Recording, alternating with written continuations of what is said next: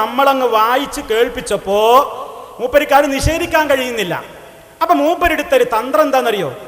മൗലവി, ഞാൻ നിങ്ങളോട് പറഞ്ഞത് നിങ്ങളെ പരിഭാഷയിൽ വായിക്കണം എന്നാണ്. പരിഭാഷ വേറെ, വ്യാഖ്യാനം വേറെ. നിങ്ങൾ വായിച്ചത് വ്യാഖ്യാനത്തിൽ നിന്നാണ്. പരിഭാഷയും വ്യാഖ്യാനവും വേറെയാണ്.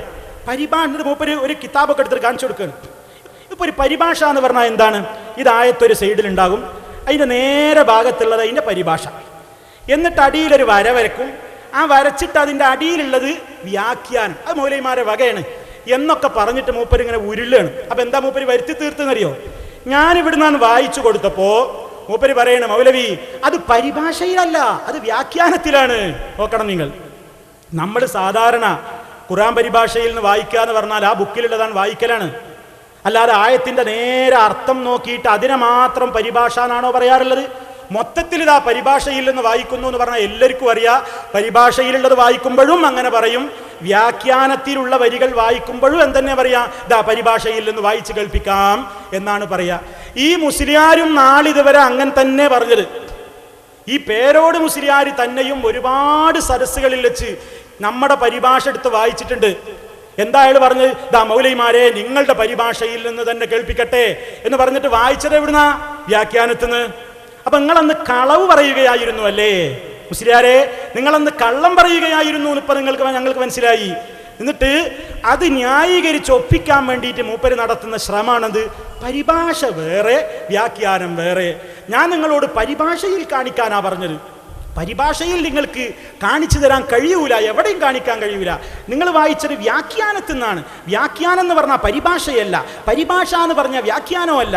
പരിഭാഷ എന്ന് പറഞ്ഞാൽ ആയത്തിന്റെ അപ്പുറത്തുള്ള വലിയ അക്ഷരത്തിൽ എഴുതുന്നതാണ്. വ്യാഖ്യാനം എന്ന് പറഞ്ഞാൽ അടിയിൽ വരട്ടുകൊണ്ട് കൊടുക്കുന്നതാണ് എന്നൊക്കെ പറഞ്ഞിട്ട് ഇയാള് മറുപടി ഇവിടേക്ക് വേണ്ടി ഒരു പ്രത്യേകമായ തട്ടിക്കൂട്ടൽ. ഈ മനുഷ്യൻ എത്ര വേദികളിൽ വെച്ച് ഇയാൾ നിഷേധിക്കട്ടെ. ഇയാൾക്ക് ധൈര്യം ഉണ്ടോ നിഷേധിക്കാൻ? എന്ത് നിഷേധിക്കാൻ? ഞാൻ നിങ്ങളുടെ പരിഭാഷയിൽ നിന്ന് വായിച്ചപ്പോഴൊക്കെ, പരിഭാഷ എന്ന് പറഞ്ഞു വായിച്ചപ്പോഴൊക്കെ ആയത്തിന്റെ സൈഡിലുള്ള ആ ഭാഗത്തിൽ നിന്ന് മാത്രമേ വായിച്ചിട്ടുള്ളൂ.